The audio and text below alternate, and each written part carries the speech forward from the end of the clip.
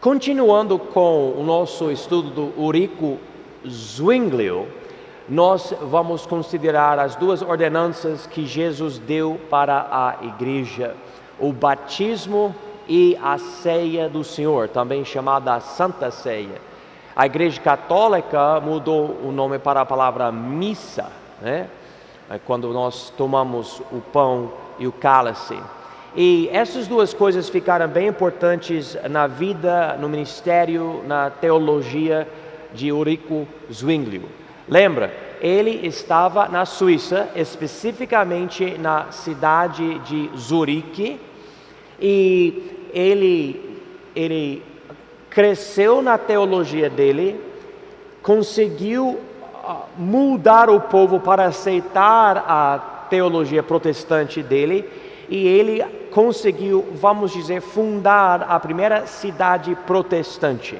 Ou seja, o poder católico saiu e ele entrou. E infelizmente, quando isso aconteceu, que parecia bom, mas tinha outro lado ruim, ele ficou com a autoridade e ele queria manter certa unidade ou união ali, às vezes então colocando em primeiro lugar a união do povo e da parte política da cidade.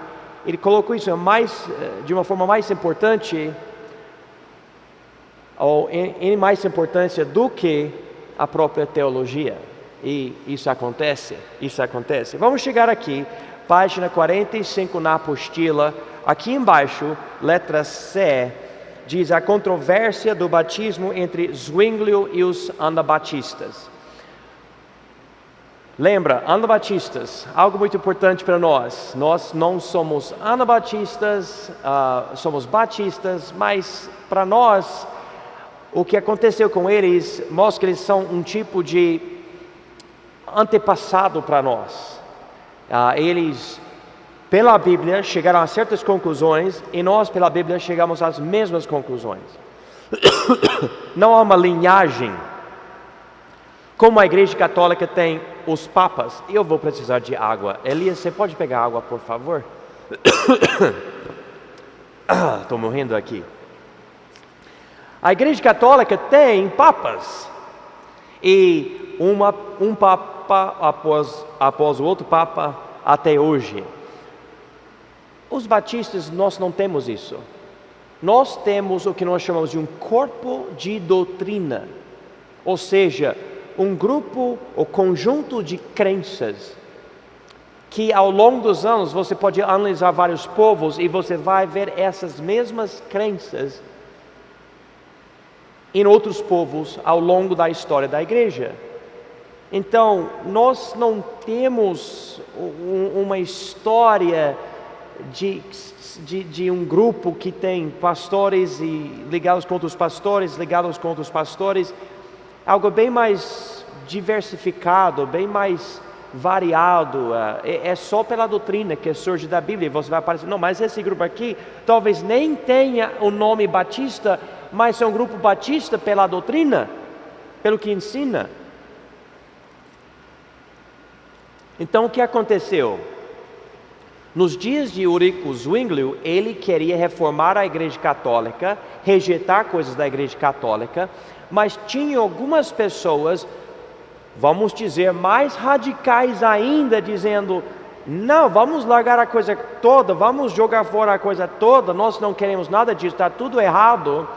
E Zwinglio queria manter união política na cidade, então ele falou: peraí, calma, vocês são bem radicais, eu não estou querendo criar uma seita da Igreja Católica, e ficou assim. Então, aqui, página 45, Zwinglio mantendo o casamento entre a igreja e o governo, mas dessa vez de uma forma protestante e não católica, também não queria agir de uma forma radical para não causar grandes conflitos. Então, ele causou conflitos, mas quando ele conseguiu ter autoridade, ele não queria mais conflitos. Vocês estão entendendo a situação? Muita pessoa faz algo meio radical até chegar a um certo ponto e daí quer mudar e quer tudo tranquilo. E ele fez exatamente isso. Agora, nota esses nomes aqui que são de anabatistas na cidade na época de Eurico Zwinglio. Olha, a pronúncia em português, me perdoe, eu vou matar esses nomes provavelmente. Mas Conrad Grebel, Felix Manz e George Blaurock, algo assim, né? 3 homens, Conrad, Felix e George, ok? Eles eram homens inteligentes, homens estudiosos e achavam que Zwinglio moderava demais as reformas em Zurique e queriam que ele eliminasse a missa católica logo e que parasse de batizar criancinhas. A Igreja Católica criava a ideia que por batizar alguém, a pessoa recebe o perdão dos pecados e será salva. Então, seria bom batizar uma criança. Na verdade, deixa eu usar uma palavra melhor. Batizar um bebê. Logo, depois do nascimento, vamos já batizar. E daí, batizando o bebê, esse bebê vai receber graça para ser salvo. E claro, você pode abrir a sua Bíblia e ler a sua Bíblia todinha. E em lugar nenhum você vai achar o batismo de um bebê. Na verdade, nem de uma criança, nem de um jovem. Você vai ler sobre isso na Bíblia. O que você vai ler na Bíblia é para você ser batizado, você tem que crer de todo o seu coração. Algo que é impossível um bebê fazer. Bebê não entende nada. Está querendo somente comer e dormir. E chorar. É um bebê.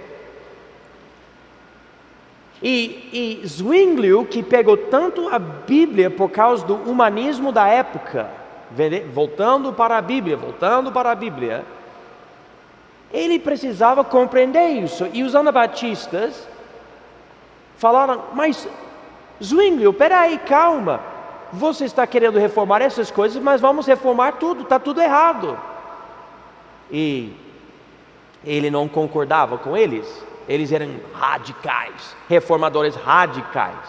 Ele era reformador, mas eles radicais. Então, eles ignoram ele. Esses anabatistas não vão ficar brigando com ele. Eles decidem agir sem a autoridade dele, ok? No dia 21 de janeiro de 1525, George Blaurock pediu que Conrad Grebel batizá-lo na casa de Felix Manz. Então, esses 3 homens envolvidos. George queria ser batizado por Conrad na casa de Felix. Era uma decisão que oficialmente separou esses 3 homens de Zwinglio. E anteriormente eles apoiavam ele. Então, ficou separado. O Zwinglio, ele quer fazer isso. E nós queremos fazer outra coisa. Então, eles se separaram. Isso aconteceu após Grebel. E os outros decidiram não batizar os seus filhos bebês. Então, eles falaram, nós não vamos batizar os nossos filhos, que era extremamente radical na época. O quê? Você não vai batizar o seu filho que nasceu recentemente? Mas e o que acontece se morrer? Esse tipo de ideia. Mas eles, voltando para a Bíblia, totalmente, que é uma crença nossa, como batistas, voltamos para a Bíblia. Mas o que é que a Bíblia fala? Eu noto, e é extremamente importante isso, eu noto que é sempre o problema. Normalmente, as pessoas, boa noite, as pessoas pegam uma parte da Bíblia, mas para explicar as crenças, já já vão para a lógica. Mas eu acho que Nós não precisamos de achismos. Nós precisamos da Bíblia. Levanta a mão, por favor, se você tem crenças sobre o batismo. Alguma crença sobre o batismo? Você pode levantar a mão, você crê em alguma coisa sobre o batismo? Tá bom.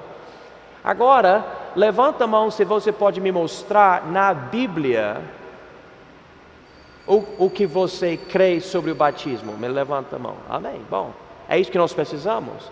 Se você só fala que você crê em algo, mas na Bíblia você fala, eu não sei o que a Bíblia fala, então não é uma boa crença, porque não é bíblica. E até esses homens que eram considerados homens de Deus, reformadores, protestantes, lutando contra a falsidade da Igreja Católica, chegaram a certos pontos, eles não eram bíblicos. E muita coisa assim. Eles até tinham a expressão no latim, sola scriptura, só que nem sempre aplicava essa crença em tudo. Inclusive aqui, eles batizavam bebês que não tinham como crer, mas a Bíblia diz, em Atos capítulo 8, tem que crer de todo o coração.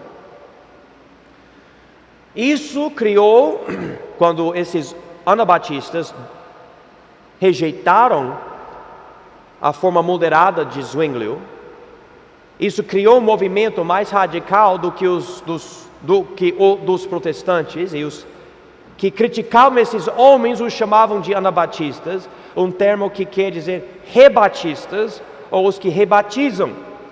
O termo, porém, não lhes era a verdade, porque eles não consideravam o primeiro batismo válido. Às vezes pessoas vêm para mim e falam, pastor, eu gostaria de me membrar na sua igreja. Isso sempre me deixa muito feliz, porque eu quero as pessoas na nossa igreja. Eu começo a falar sobre a salvação, o batismo e a membresia. E a pessoa fala para mim, por causa da conversa, mas pastor, eu preciso me batizar de novo? Mas se eu já me batizei, eu falei, peraí, calma, porque a pessoa já não quer se batizar de novo. Calma, peraí, me entenda bem. Se você foi batizado sem ter fé verdadeira em Jesus, o seu primeiro batismo não era válido, ou seja, não era nem um batismo. Então, eu não estou rebatizando ninguém, eu não vejo necessidade de rebatizar ou batizar alguém duas vezes, mas se o primeiro batismo foi falso, então não era batismo, e precisamos ir para o verdadeiro batismo.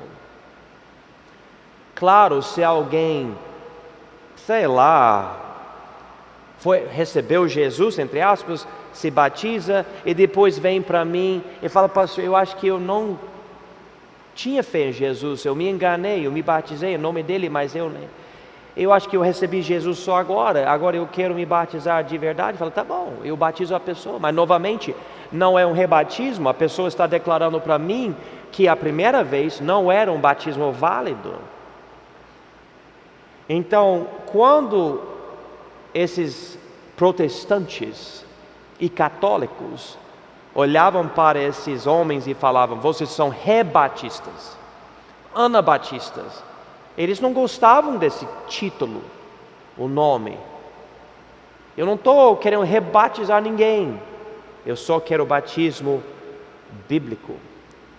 O movimento anabatista trouxe mais caos ao Zurique, a cidade de Zwinglio, porque recém-nascidos não estavam sendo batizados, que era radical mesmo na época. Anabatistas interrompiam os sermões dos pastores oficiais. Eu nem posso dizer que está certo fazer isso, mas acontece. Esses anabatistas, naquela época, eles se levantaram e falaram certas coisas, interrompendo os cultos. Os batistérios foram quebrados para não poder batizar mais seus bebês, e congregações anabatistas se separaram em desacordo com a lei. Eles falaram, não, nós não somos católicos, nós não somos protestantes, nós somos pessoas da Bíblia. Batistas. Alguns camponeses chegaram de Zolicon exclamando, ai, ai, ai, ó Zurique. E também esse pessoal chamou Zwinglio o dragão velho. Então esse homem que protestou a Igreja Católica, enfatizou a Bíblia e a salvação, como é pela graça por meio da fé. Mesma coisa que nós pregamos hoje. Ele não foi a distância total para a Bíblia. Ele não chegou completamente a ser bíblico, então pessoas reagiram contra ele. Então, um novo decreto saiu de Zurique declarando que quem recebe rebatismo morreria afogado. É como se eles estivessem falando o seguinte: bom, se vocês querem um segundo batismo, nós vamos dar para vocês um terceiro batismo, porque nós vamos jogar você na água, amarrado, e você vai morrer. Então, esse homem de Deus permitiu isso acontecer. Pessoas que antigamente apoiavam ele, agora ele falou: se você seguir isso, você vai morrer. No dia 5 de janeiro de 1527, o primeiro anabatista de Zurique a ser martirizado por um protestante era Félix Manz, esse homem que forneceu a casa dele para batizar um homem que não aceitou mais o batismo dos protestantes nem da Igreja Católica. Ele era um pastor reformado. Ele tentou incentivar, um pastor reformado tentou incentivar esse anabatista a se retratar, mas esse Félix Manz recusou. Não, eu não vou mudar, eu já decidi. A Bíblia diz que não é para batizar bebês, é para batizar pessoas que creem em Jesus. E então eu não aceito o batismo de bebê, eu preciso me batizar, agora que eu creio em Jesus, então eu vou me batizar e eu vou continuar com essa crença. Então eles amarraram ele e levaram ele para as águas. Ao longo da viagem até as águas, Félix Manz, ele cantava e louvava a Deus e pregava para as pessoas. Quando ele foi amarrado e colocado na água, ele exclamou o seguinte: nas tuas mãos, ó Senhor, entrego o meu espírito. Então é interessante, quando as primeiras vezes que as pessoas falavam para mim sobre a reforma protestante, eles falavam de Martinho Lutero, Ulrico Zwinglio, esse homem aqui agora, e João Calvino. E as pessoas expressavam para mim como esses homens eram heróis da fé, como se não tivessem pecado. Eles trouxeram o mundo de volta para a Bíblia. E até um certo ponto eu concordo, eles realmente fizeram algo maravilhoso no sentido de mostrar os erros da Igreja Católica e colocar o nosso nariz de volta na Bíblia. Só que eles não fizeram o suficiente, e quando pessoas desafiaram eles a serem mais radicais ainda, eles acabaram matando essas pessoas, matando os anabatistas, os nossos antepassados. Por incrível que pareça, até Zwinglio concordava que o batismo de infantes ou bebês não lhes dá a salvação nem os lava do pecado original. Ele só participou da execução de Manz para manter ordem em Zurique. Então, essa parte para mim mais triste. Ele nem brigava com eles sobre a teologia, ou seja, a questão do batismo. Mas ele não queria ficar tão radical. Então, a morte de Félix era uma decisão política, nem teológica. Esse homem que pregava a Bíblia matou outro homem, ou pelo menos não parou os outros, não proibiu os outros matarem ele, por causa de coisas políticas. Vamos abrir as nossas Bíblias no livro de Romanos rapidinho, por favor. Romanos capítulo 5. Vou mostrar algo para os irmãos. Em Romanos 5, versículo 12, a Bíblia diz o seguinte: portanto, como por um homem entrou o pecado no mundo, e pelo pecado a morte, assim também a morte passou a todos os homens, por isso que todos pecaram. Então, segundo essa passagem, você pode ler o resto de Romanos 5, nós temos pecado original.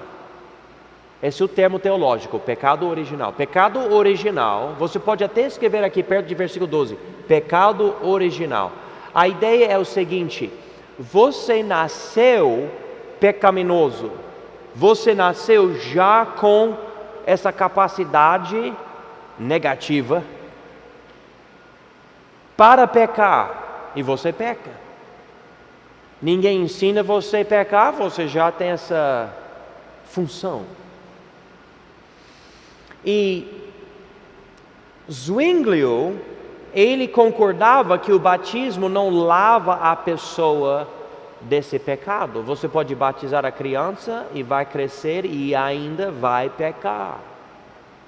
Tem isso naturalmente. Mas a Bíblia ensina claramente que nós temos isso dentro de nós. Nascemos por causa do pecado de Adão. Isso passou para o filho dele e o neto dele e continuou até hoje. Todos nós nascemos pecadores. Um ponto interessante de Zwinglio é que nesse debate ele insistiu que o pecado original não se imputa ao homem antes de ele cometer algo contra a lei de Deus. Isso só se conhece a lei de Deus. Então, ele falou o seguinte, eu quero que vocês prestem atenção nisso, porque é algo que você também pode considerar quando você pensa sobre os salvos e os não salvos. Ele disse que para você ficar condenado, você nasce com pecado, mas você não tem tido pecado ainda, você não cometeu pecado ainda, mas você tem pecado dentro de si, mas você não fez nada ainda, não cometeu um erro ainda. Ele fala que você fica culpado no momento que você verdadeiramente quebra a lei de Deus. Então você tem algo dentro de você que é condenado, corrupto, mas Deus não imputa culpa para você sem você realmente cometer um pecado, ok? E na verdade, até esse ponto eu não tenho muita dificuldade. Vamos notar Romanos capítulo 1, versículo 20. Diz: porque as suas coisas invisíveis, desde a criação do mundo, tanto o seu eterno poder como a sua divindade se entendem e claramente se veem pelas coisas que estão criadas, para que eles fiquem inexcusáveis. Ele diz aqui, você pode ver que o Deus invisível existe pelas coisas visíveis da criação. Você sabe que Deus existe quando você vê os planetas e a lua e as árvores e as plantas, os animais e tudo. Então você não pode dizer, mas Deus, eu não sabia. Não, você sabe. Só que no caso de um bebê não entende nada, não compreende nada. Então o bebê tem desculpa.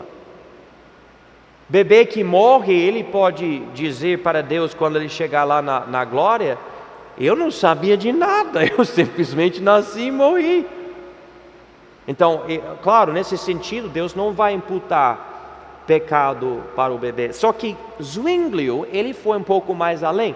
Ele disse, e você não pode ser culpado sem conhecer a lei. Ou seja, segundo o que ele falou, você pode se tornar adulto, e se você não tem contato com a lei de Deus, você não está culpado. Isto é contra o que a Bíblia fala. Aqui em Romanos capítulo 2, note aqui, versículo 12. Porque todos os que sem lei pecaram, sem lei também perecerão. E todos os que sob a lei pecaram, pela lei serão julgados. Porque os que ouvem a lei não são justos diante de Deus, mas os que praticam a lei hão de ser justificados. Porque quando os gentios, que não têm lei, ou seja, não têm conhecimento da lei de Deus, fazem naturalmente as coisas que são da lei, não tendo eles lei, para si mesmos são lei, os quais mostram a obra da lei escrita em seus corações, testificando juntamente a sua consciência e os seus pensamentos, quer acusando-os, quer defendendo-os, no dia em que Deus há de julgar os segredos dos homens por Jesus Cristo, segundo o meu Evangelho. Em outras palavras, você vai lá no mato da floresta amazônica e você encontra uma tribo que tem outra língua e não tem contato com nenhum missionário, nunca ouviu o Evangelho, não tem a Bíblia. E se algum, vamos dizer, o chefe da tribo morre, ele não vai para o céu. Ah, mas ele nunca ouviu. Certo, ele nunca ouviu. Ele nunca ouviu, mas a consciência dele vai declarar que ele tinha noção que ele era pecador e ele será condenado assim. Por causa disso, nós precisamos enviar missionários para indígenas e para todos os povos. Eu não vou para algum povo para o povo rejeitar e daí ser condenado. Eu vou para um povo porque o povo já está condenado para eu poder ganhar para Cristo. Mais uma passagem nesse sentido. Vamos para João capítulo 3, por favor. Na verdade, se você tem que conhecer a lei de Deus para ser condenado, seria melhor eu não ser missionário e ficar no meu país para você permanecer ignorante da lei de Deus, para você não ser condenado e ir para o céu. Mas note que a Bíblia diz aqui, em João capítulo 3, versículo 18: quem crê nele não é condenado, mas quem não crê já está condenado, porquanto não crê no nome do unigênito Filho de Deus. Essa palavra já dá a ideia que a pessoa já, antes de saber das coisas do Evangelho ou da lei, não precisa saber, você já está condenado. Então Zwinglio, ele estava enfatizando algumas coisas boas sobre a salvação e tudo, mas nesse ponto ele foi além da Bíblia. Alguém me perguntou, mas quando é que alguém vai ficar culpado diante de Deus? Quando tem 12 anos de idade? Tem igrejas que têm essa crença, quando tem 12 anos de idade. A Bíblia não fala isso. A minha conclusão é igual à do meu pastor, que provavelmente é diferente para cada pessoa. É quando você pode ser muito novo, 3, 4, 5 anos de idade, quando você conscientemente peca, então você já se condena diante da lei de Deus. Você tem a capacidade, e por causa disso, eu falo, devemos pregar o Evangelho até para criancinhas, para elas poderem receber Jesus. Mas um bebê, como eu mostrei em Romanos 1:20, tem desculpa, bebê não entende nada. Quanto a nós, o bebê que morre vai para a presença de Deus. Não tem como Deus imputar pecado, porque nem pecou. Nasceu com pecado, Romanos 5:12, mas não cometeu pecado. Há uma diferença. Vamos continuar aqui. Ainda, número 3, aqui no fim da página, número 3. Como é o caso de outros reformadores, Zwinglio acreditava que infantes que morrem serão salvos se os seus pais eram salvos por causa da aliança da graça. Então, essa aqui é outra coisa que nós não acreditamos. Mas ele ensinava, outras pessoas ensinavam o seguinte: Israel, alguém pode me dizer uma palavra qual era o modo de entrar na aliança de Israel, ou seja, no Antigo Testamento? Como é que alguém entrou para participar da aliança antiga? Alguém sabe qual que era o ritual que eles faziam para a pessoa entrar? Oi? circuncisão. Você sabia? 8 dias. 8 dias você entra. Essas pessoas inventaram uma novidade que não está na Bíblia. Eles falaram, para Israel, no Velho Testamento, era circuncisão. Mas agora, para a igreja, é o batismo. Então, para você poder ser salvo, se seus pais são salvos pela fé deles, eles vão batizar você como bebê, e daí você vai ser salvo. E até hoje, tem igrejas como a Igreja Católica e igrejas protestantes que batizam bebês. Mas nós que somos batistas, nós não batizamos bebês porque não existe isso. Não existe uma aliança que você entra pelo batismo. A Bíblia não ensina isso. Para nós, o batismo é um símbolo do novo nascimento, que nós já passamos. Então, isso tem a ver com uma teologia chamada teologia da aliança. E a teologia da aliança organiza a Bíblia por alianças e tipicamente apoia a teologia da substituição, que quer dizer que a igreja ficou no lugar de Israel. Outra coisa, nós não precisamos entrar nisso agora. Faz parte da teologia dos reformadores e não é batista. Página 47. Zwinglio acabou esclarecendo no fim de 1524 que ele apoiava o batismo de bebês. E agora a coisa fica difícil. Ele concordava com os anabatistas que o batismo não salva. E ainda ele permitiu Félix morrer. É coisa louca. Enfim, mas daí, em 1524, ele apoia a doutrina de batizar bebês. E ele disse que o batismo é a circuncisão do cristão, lhe colocando na aliança da graça, como a circuncisão em Israel colocou os bebês na aliança das obras do Velho Testamento. Então ele ensinou essa falsidade sobre as alianças. Ele também disse que o batismo de bebês é permitido porque não há passagem nenhuma da Bíblia contra a prática. E mais uma vez, há muita coisa que a Bíblia não fala, mas não quer dizer que você deve fazer. Mas quanto a Zwinglio, o batismo em si não era algo poderoso, nem espiritual. Servia mais como uma expressão pública de arrependimento e era sua entrada visível e selo em Cristo. Então, afinal de contas, quando nós consideramos o batismo segundo as crenças de Zwinglio, era uma confusão, porque ele falava coisas que até os anabatistas falavam, dizendo que era só símbolo e só para alguém que crê.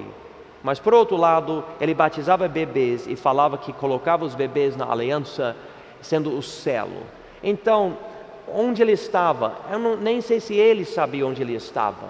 Mas infelizmente esse tipo de coisa influenciou as igrejas e até hoje você vai para certas igrejas e você vai notar essas ideias ensinadas. Eles vão por aspersão colocar água na cabeça do bebê, etc. Essas coisas que não são bíblicas. Eles fizeram isso comigo quando eu era criança na igreja do Nazareno. Eu me lembro até vendo isso. Eles pegam o bebê, eles tinham uma rosa e colocou água na rosa. Eu lembro, o pastor colocou os dedos na água e fez assim na cabeça do bebê. Não sei se faz isso aqui no Brasil, mas eu me lembro disso. Era uma forma de batizar um bebê, mas bebê não pode crer.